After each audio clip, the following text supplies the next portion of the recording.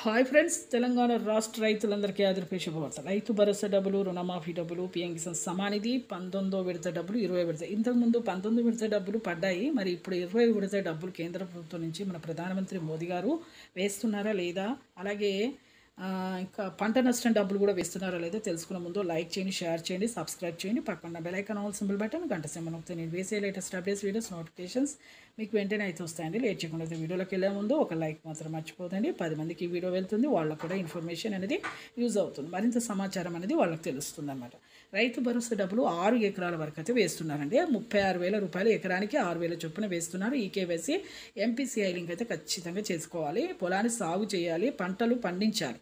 పంటలు పండిస్తేనే మీకు 1 ఎకరమైనా 2 ఎకరాలైనా 6 ఎకరాల వరకు అయితే వేస్తామని చెప్తున్నారు. కొంతమంది బీడు భూముల్లాగా అలాగే పెడతా మాత్రం రావండి. అలాగే ఐఆర్ స్కోర్స్ ఏమైనా చేంజ్ అయ్యామో బ్యాంకులోకి వెళ్ళి చెక్ చేసుకోండి.